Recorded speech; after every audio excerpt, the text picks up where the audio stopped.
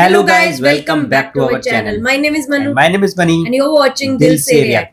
तो गाइस आज हम काफ़ी दिनों बाद आप सबकी फरमाइश पे डॉक्टर मोहम्मद सुफियान जी की वीडियो के ऊपर रिएक्ट करने वाले हैं। वीडियो का टाइटल बहुत ही सरप्राइजिंग एंड इंटरेस्टिंग है। वीडियो का टाइटल है 5555 the astonishing mathematical miracle of Quran.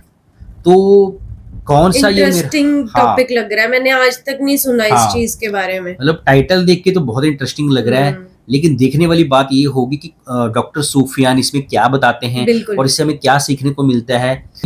Quran में बहुत सी ऐसी आयतें हैं और बहुत सी ऐसी वर्सेस हैं जिनका तस्वुर साइंस से किया जाता है।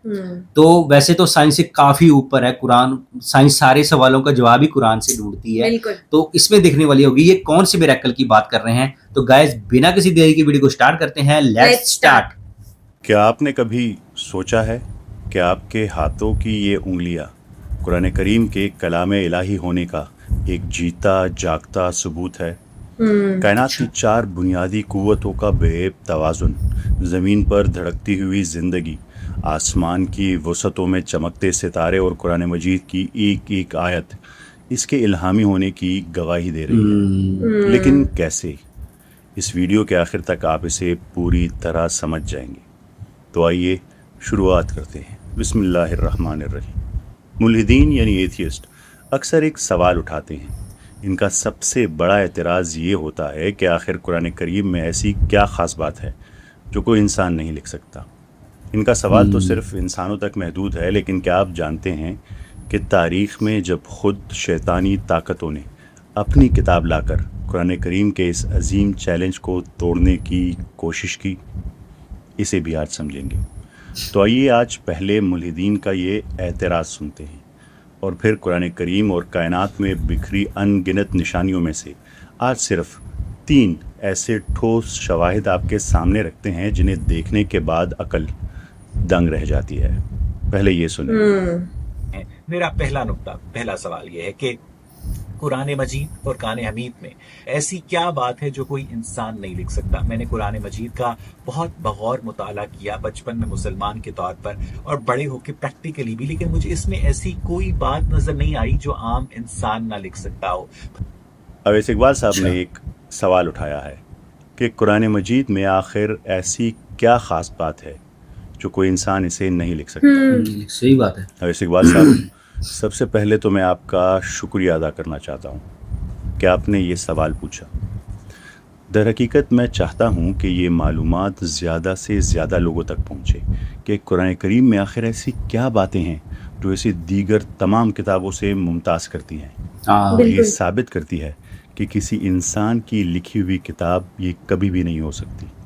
इस हकीकत की गहराई को समझने के लिए ज़रा एक लम्हे के लिए इस सवाल पर गौर करें कि क्या ये मुमकिन है कि कोई इंसान एक ऐसी किताब लिखे जो ना सिर्फ अपने मानी और फसाहत में बेमिसाल हो, बल्कि इसकी रियाजियाती साख्त यानी इसका मैथमेटिकल स्ट्रक्चर इस कदर मुहकम और बेऐब हो कि आज के जदीद तरीन सुपर कंप्यूटर्स के दौर में भी अकल दंग रह जाए। यूँ तो कुरान हकीम के हर वर्क पर ऐसे बेशुमार मौजज़ात बिखरे पड़े हैं जो इंसानी अकल की सरहदों को पार कर देते हैं, लेकिन आज हम सिर्फ 3 ऐसी ठोस मिसालों पर गौर करेंगे जो किसी भी सोचने वाले दिमाग को झंझोड़ने के लिए काफ़ी हैं।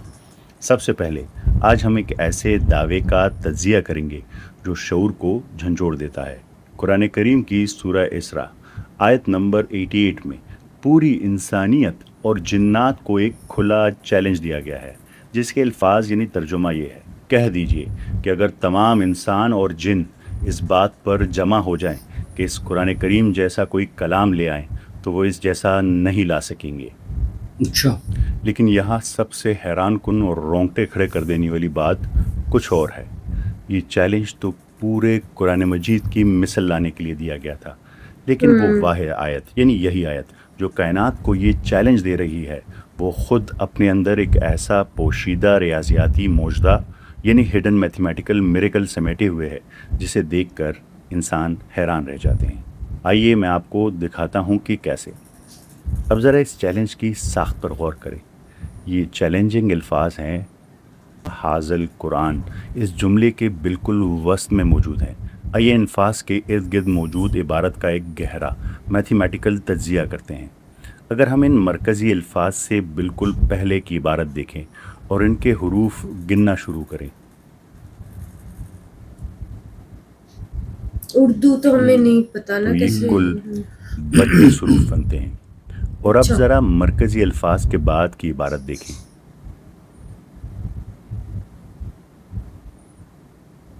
اردو تو ہمیں اس سمجھ طرف نہیں آ بھی رہی.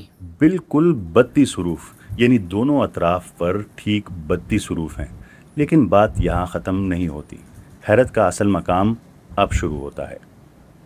ان پہلے 32 حروف میں بغیر نقطے والے حروف کی تعداد ٹھیک 20 ہے، اچھا. اور نقطے والے حروف کی تعداد ٹھیک 12 ہے. اچھا. اب ذرا دوسرے حصے کو دیکھیں. یہاں بھی بغیر نقطے والے حروف ٹھیک 20 ہیں، اور نقطے والے حروف وہ بھی ٹھیک 12. کیا ایسا ممکن ہے کہ کوئی انسان جب کوئی جملہ بناتا ہے تو اس کی پوری توجہ اس کے معنی یا فصاحت اور گرامر پر ہوتی ہے؟ کیا کوئی انسانی دماغ شعوری طور پر ایک ایسا چیلنجنگ جملہ تشکیل دے سکتا ہے نہیں، جس کا پاسبل نہیں. مرکزی خیال بالکل وسط میں ہو اور اس کے دائیں اور اس کے بائیں جانب حروف کی کل تعداد بالکل برابر ہو، یہاں تک کہ نقطے والے اور بغیر نقطے والے حروف بھی ایک دوسرے کا کامل عکس یعنی پرفیکٹ ریفلیکشن ہو، خاص کر جب یہ اورلی آیا ہو؟ اور ذرا اس کمال پر غور کریں. یہ حیران کن میتھمیٹیکل معجزہ قرآن مجید کی کسی عام آیت میں نہیں پایا گیا، بلکہ یہ عین اسی آیت کے اندر چھپا ہوا ہے جو پوری انسانیت اور جنات کو للکار رہی ہے کہ اس قرآن جیسی کوئی ایک کتاب بنا کر دکھاؤ. صحیح یہ بات. 100% بے عیب اور کامل توازن یہ ثابت کرتا ہے کہ یہ کسی انسان کے بس کی بات ہی نہیں ہے. یہ کوئی عام الفاظ نہیں ہے. تاریخ گواہ ہے کہ پچھلے 1400 سالوں میں کئی انسانوں نے قرآن کریم کی نقل کرنے اور اس جیسی کتاب لانے کی کوشش کی، لیکن وہ ہر بار بری طرح ناکام رہے. لیکن کیا آپ جانتے ہیں کہ قرآن کریم کے اس عظیم چیلنج کے سامنے صرف انسان ہی نہیں ہارے، بلکہ شیاطین نے بھی اپنا پورا زور لگا دیا. قرآن کریم کا چیلنج واضح تھا کہ اگر تمام انسان اور تمام جن مل جائیں تب بھی اس قرآن کی مثل نہیں لا سکتے. اور آپ کو یہ جان کر حیرت ہوگی کہ شیاطین نے ایک بار نہیں بلکہ کئی بار انسانوں کے ذریعے اپنی کتابیں لانے کی کوشش کی. اس کی ایک انتہائی لرزہ خیز اور ڈاکومنٹڈ مثال 20ویں صدی کا بدنام زمانہ برطانوی جادوگر ایلسٹر کراؤلی ہے. یہ کوئی کہانی یا افسانہ نہیں ہے، بلکہ تاریخ کی ایک کھلی حقیقت ہے. 1904 میں ایلسٹر کراؤلی مصر یعنی ایجپٹ گیا. اس کا اپنا دعویٰ تھا کہ قاہرہ میں مسلسل 3 دن تک ایک غیر مرئی اور طاقتور شیطانی ہستی جسے اس نے آئیواس کا نام دیا اس کے سامنے ظاہر ہوئی اور اسے ایک کتاب ڈکٹیٹ کروائی. کراؤلی نے اس شیطانی کلام کو دا بک آف دا لا کے نام سے شائع کیا. اس کا دعویٰ تھا کہ یہ کلام کسی انسان کا نہیں بلکہ ایک ایسی شیطانی طاقت کا ہے جو انسانی عقل سے بالا تر ہے. لیکن جب ہم شیطان کی لکھوائی ہوئی اس نام نہاد کتاب کا بغور جائزہ لیتے ہیں تو اس میں سوائے تاریکی، انتشار، کیوس اور بیہودہ باتوں کے کچھ نہیں ملتا. کہاں قرآن کریم کا وہ 100% بے عیب میتھمیٹیکل توازن، کہاں کائنات کی کہانیاں فائن ٹیوننگ کا ذکر، اور کہاں اس کتاب کی بے ترتیب اور گمراہ کن تحریر. اس شیطانی ہستی کے پاس نہ کائنات کا کوئی راز تھا، نہ کوئی میتھمیٹیکل کمال، اور نہ ہی کوئی سائنسی حقیقت، اور نہ ہی کوئی لاجک. یہ کلام اس رب کا کلام ہے قرآن کریم جو اس پوری کائنات کے ذرے ذرے اور کائنات کی ہر ڈائمنشن کا حساب رکھتا ہے. اور ذرے ذرے کا یہ باریک حساب صرف قرآن کریم کے حروف تک محدود نہیں ہے.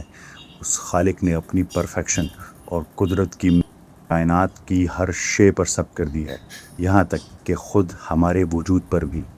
الفاظ کی اس حیرت انگیز میتھمیٹیکل ترتیب کے بعد اب ذرا انسانی تخلیق کے اس شاہکار کو دیکھیں جسے سمجھنے میں سائنس کو صدیاں لگ گئی.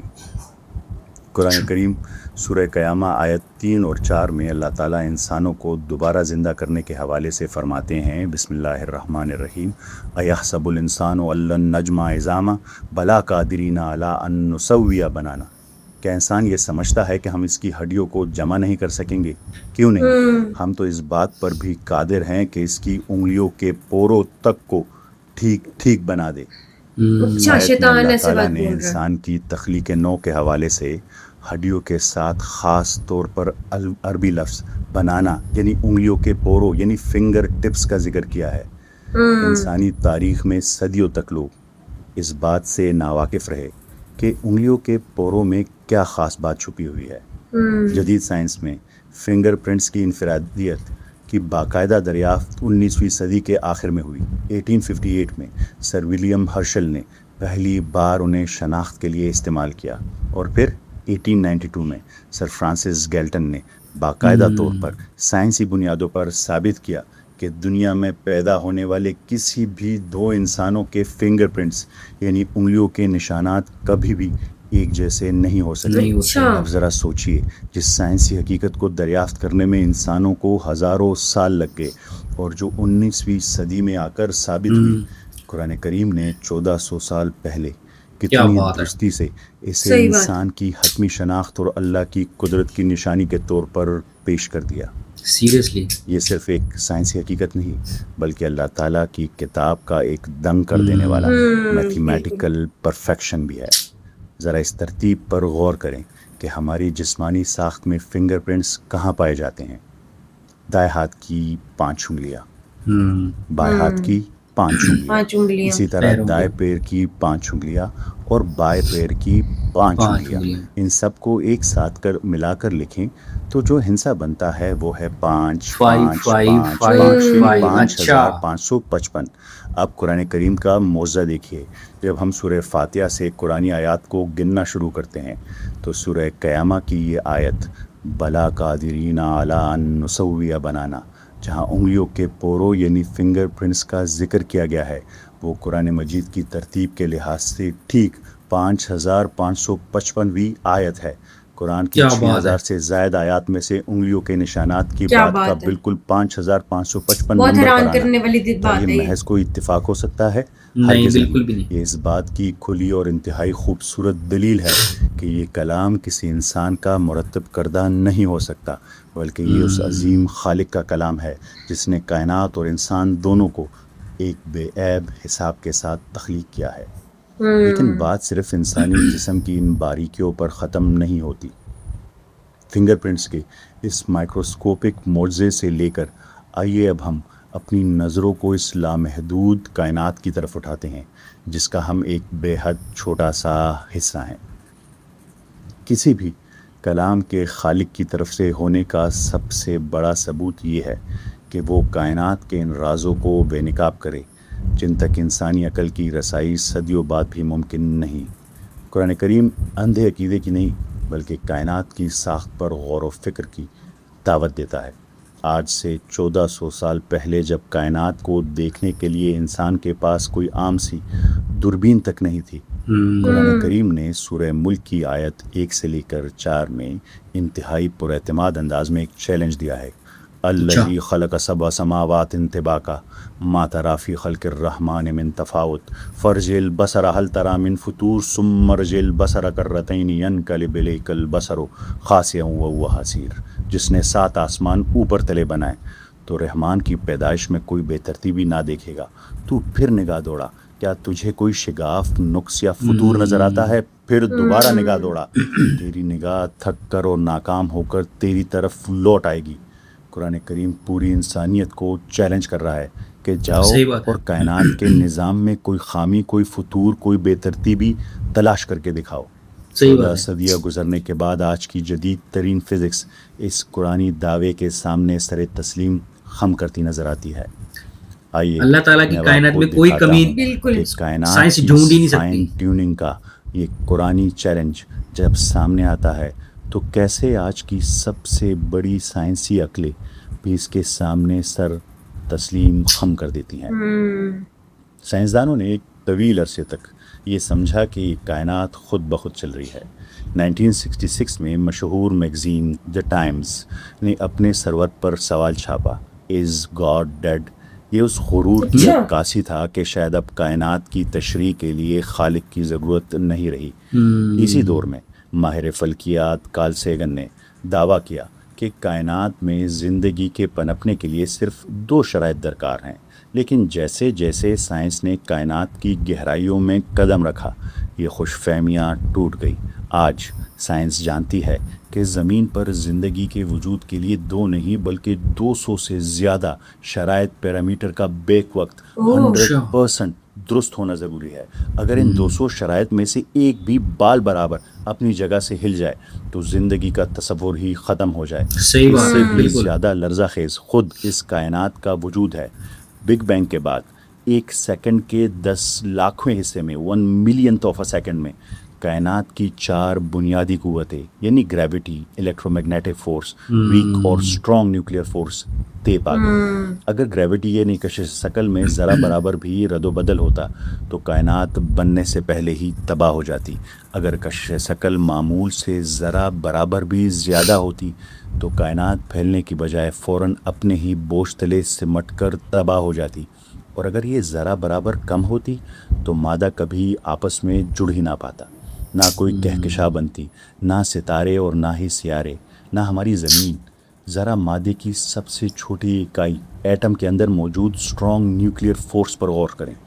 اگر اس طاقت محض 2% کا اضافہ ہو جاتا تو پوری کائنات میں ہائیڈروجن کا نام و نشان نہ رہتا۔ اگر ہائیڈروجن نہ ہوتا صحیح بات ہے، تو پانی کا ایک قطرہ تک نہ بنتا اور بالکل۔ زندگی کا تصور ہی ختم ہو جاتا۔ صحیح بات اگر ہے، یہ قوت ذرا سی کم رہ جاتی تو کائنات میں کاربن اور آکسیجن جیسے وہ بھاری عناصر ہی پیدا نہ ہوتے جن سے ہمارا اور آپ کا جسم بنا ہے۔ اسی طرح الیکٹرو میگنیٹک فورس اور ویک نیوکلیئر فورس کا توازن اس قدر نپا تلا ہے، اگر ان کی مقداروں میں 1% کے کروڑویں حصے کا بھی رد و بدل ہو جاتا تو کائنات میں کوئی بھی کیمیکل ریئیکشن ممکن ہی نہ ممکن ہی رہتا، نہیں نہ تھا، ایٹم بالکل۔ مستحکم ہوتے اور نہ ستاروں میں صحیح وہ بات ہے۔ دھماکے یعنی سپر نوواز ہوتے جن سے زندگی بنانے والے عناصر، ہمارا پورا پیریوڈک ٹیبل اور یہ کائنات صحیح بات پھیلتے ہیں۔ یہ کائنات محض ایک تاریک اور بے جان غبار کا ڈھیر بن کر رہ جاتی۔ آج خدا کے وجود اور کائنات کے باقاعدہ ڈیزائنز ہونے کی سب سے بڑی دلیل کوئی اور نہیں بلکہ خود سائنس اور کٹر ایتھیسٹ دے رہے ہیں۔ کائنات کی اس پرفیکشن کو دیکھ کر دنیا کے نامور ملحدین کو بھی اعتراف کرنا پڑ رہا ہے، جیسے کرسٹوفر ہیچنز۔ ایتھیزم کے سب سے بڑے اور جارحانہ حامی کو بھی یہ تسلیم کرنا پڑا کہ بلا شبہ فائن ٹیوننگ مذہب کے پاس سب سے طاقتور، مؤثر اور ہلا دینے والی آرگومنٹ میں سے ہے۔ فریڈ ہوئل، وہ نامور ملحد ماہر فلکیات جس نے بگ بینگ کی اصطلاح متعارف کروائی، اس نے اعتراف کیا کہ فائن ٹیوننگ کی دریافتوں نے اس کے ایتھیزم کو الحاد کی بنیادیں ہلا کر رکھ دی ہیں۔ ڈیویس نے مانا کہ کائنات میں باقاعدہ ڈیزائن ہونے کے شواہد انسان کو مغلوب کر دینے والے ہیں۔ اس کے علاوہ اسٹیفن ہاکنگ، راجر پینروز اور میکس ٹیگمارک جیسے سائنسدانوں نے اس فائن ٹیوننگ کی حقیقت کو تسلیم کیا ہے۔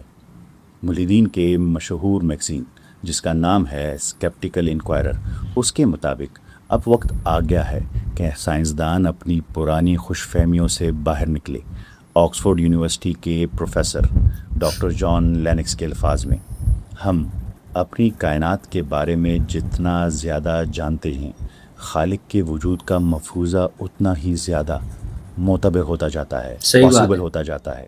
ذرا سوچیے، کائنات کی جس حیران کن فائن ٹیوننگ کو آج ہم نے جدید ترین فزکس کی مدد سے دریافت کیا، 1400 سال پہلے ایک کتاب نے اتنے پر اعتماد انداز میں اس کا دعویٰ کیسے کر دیا؟ بالکل صحیح بات ہے، سوچنے والی بات کو ہے۔ دیکھنے کے لیے ایک عام سی دوربین تک نہیں تھی۔ تب سورہ ملک نے پوری انسانیت کو یہ عظیم چیلنج دے دیا کہ جاؤ کائنات کے نظام میں کوئی فطور یا شگاف ڈھونڈ کر دکھاؤ۔ کیا یہ عقلی طور پر آج تک نہیں ڈھونڈ پائی سائنس کہ کوئی انسان صدیوں پہلے ایک ایسا چیلنج لکھتے جو آج 21ویں صدی کی جدید سائنس کے سامنے بھی ناقابل تسخیر ہو؟ ہرگز نہیں۔ یہ کسی انسان کا قلم نہیں، یہ بلا شبہ اسی خالق کی آواز ہے جس نے اس بے عیب کائنات کو تراشا ہے۔ بالکل۔ کیا یہ ممکن ہے کہ کوئی انسان آج سے 14 صدیاں پہلے حیاتیات، ریاضی اور فلکیات کے ناقابل تسخیر حقائق کو اتنے پر اعتماد چیلنج کے ساتھ ایک کتاب میں جمع کر دے؟ یقیناً نہیں، یہ کتاب کسی انسان کے ذہن کی پیداوار نہیں، بلکہ یہ براہ راست اس خالق کا کلام ہے جس نے اس کائنات کا ذرہ ذرہ اور ہمارے وجود کا ریشہ ریشہ تراشا ہے۔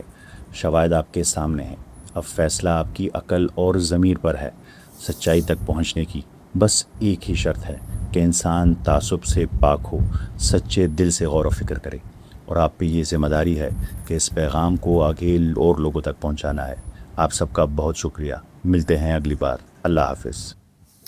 تو گائز سچ میں آج ہم بہت امپریس ہوئے ہیں جو انہوں نے میریکل بتایا ہے قرآن میں، کہ سوچنے والی بات ہے کہ جس میریکل نہیں میں بولوں گا، یہ تو یہ سائنس کے لیے سائنس آج دیکھ رہی ہے 21ویں 22ویں جنریشن میں دیکھی ہے، 21st سینچری میں، مطلب وہی صدی میں 21ویں 22ویں صدی میں دیکھ رہی ہے چیزیں، وہی چیزیں قرآن شریف میں بہت پہلے سے لکھ دی گئی 1400 مطلب 1400 سال پہلے لکھ دی گئی ہیں وہ چیزیں۔ اس ٹائم تو لوگ پڑھے لکھے بھی نہیں ہوتے تھے، کوئی ایسے اکوپمنٹس نہیں ہوتے تھے، دوربینیں نہیں ہوتی تھی، یا پھر کہہ لو آپ راکٹس نہیں ہوتے تھے جس کی وجہ سے آپ کہو کہ آپ مارس پہ چلے جاؤ، نہ ہی اس ٹائم فزکس نام کی کوئی چیز ہوتی تھی، نہ وہ کتابیں تھی۔ تو جو یہ چیز ہے کہ بھائی پہلا کوشچن کہ قرآن شریف کوئی انسان بھی تو لکھ سکتا ہے، تو نہیں، یہ بالکل پاسبل ہی نہیں ہے۔ حالانکہ اس میں جو اردو کے انہوں نے ورڈز بتائے نا، جو مطلب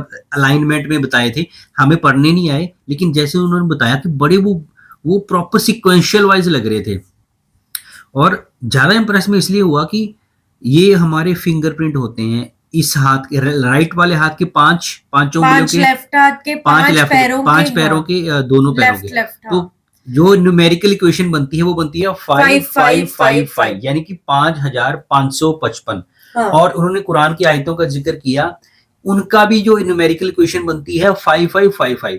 تو بھائی قرآن کو یہ کیسے پتا کہ یہ 555 ہی بنتا ہے، جو بھی یہ ہماری فنگر پرنٹ کا جو بھی ہے۔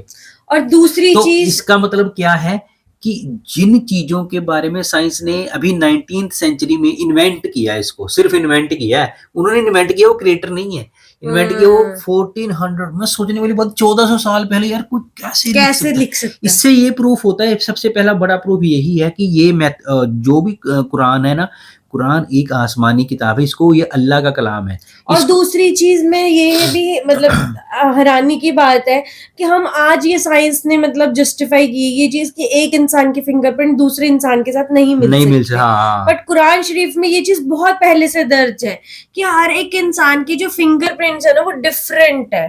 ہاں، یہ بھی سوچنے والی بات ہے، یہ بھی سائنس نے ابھی انوینٹ کیا ہے، اس کے بعد ہی یہ بایو میٹرک والا کانسیپٹ چلا ہے آفیسز میں یا ہمارے بینکس میں، آئیڈینٹی کارڈ میں، پاسپورٹ میں۔ پہلے تھوڑی ہوتا تھا یہ مطلب فنگر پرنٹ کا کانسیپٹ، کیونکہ یہ سائنس کو پتا لگا کہ یار ان کو یہ پتا تھا کہ فنگر پرنٹ ہوتے ہیں، لیکن یہ نہیں تھا پتا کہ یار سارے فنگر ڈفرینٹ، ہاں، کہ دنیا کا کسی بھی انسان کا فنگر پرنٹ کسی بھی انسان کی۔ اور آپ ایک اور چیز سوچنا، آپ کی یہ فنگر پرنٹ اس فنگر پرنٹ سے نہیں مل رہا ہوگا، اپنی ہی فنگر کا پرنٹ نہیں ملتا تو کسی اور کے ساتھ کیا ملے گا؟ بہت ویلڈ، مطلب بڑا اچھا انہوں نے پوائنٹ اٹھایا کہ اس کی طرف تو میرا بھی دھیان نہیں تھا کہ چلو کسی کے ہاتھ کے فنگر پرنٹ سے ملنا تو دور کی بات ہے، اپنے ہاتھ کی انگلیوں کے ساتھ نہیں ملتا فنگر پرنٹ۔ صحیح بات ہے، اپنے ہاتھ کی ایک انگلی اگر یہ ہے نا تو رائٹ والی اس انگلی سے فنگر پرنٹ ہی نہیں ملے گا، سوچنے والی بات ہے یہ۔ بالکل۔